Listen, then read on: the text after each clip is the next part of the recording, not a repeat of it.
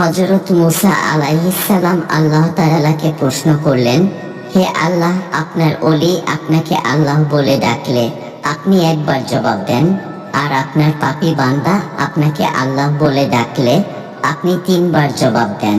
তখন আল্লাহ হযরত মুসা আলাইহিস সালাম প্রশ্নের উত্তরে জবাব দেন, আমার ওলি যখন আল্লাহ ডাকে তখন তার ডাক সম্পূর্ণভাবে অন্তরের গভীর থেকে আসে, আর যখন আমার কোনো পাপী বান্দা আল্লাহ ডাকে তখন তার সম্পূর্ণ ডাক অন্তরের গভীর থেকে আসে।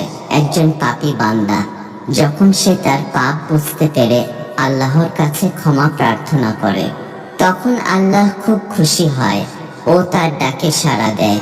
আল্লাহর ওলিরা সর্বদা আল্লাহর হুকুম মেনে চলে, তাই আল্লাহ তাকে তার রহমতের ভিতরে রাখেন।